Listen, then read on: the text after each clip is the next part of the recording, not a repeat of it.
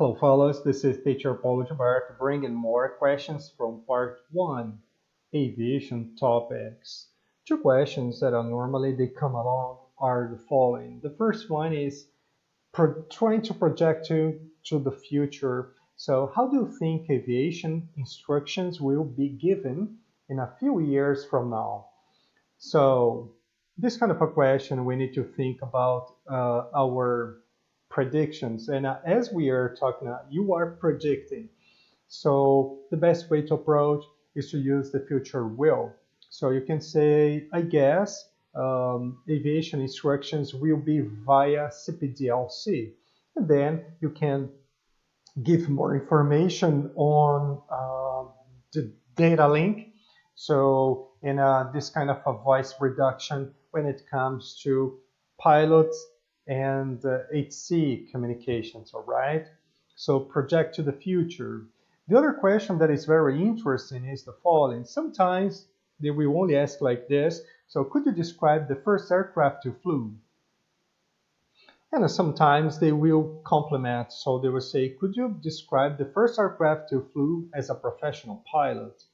So my opinion here as a teacher, what I would say is, even if they don't say as a professional pilot, the best thing to do is to describe the first aircraft you flew as a professional pilot, okay? So don't go back to the air club, don't go. So talk about the first job in aviation that you got and describe this kind of aircraft. Why is that?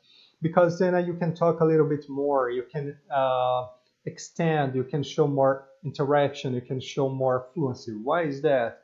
Because you can talk about the destinations you used to go, right? And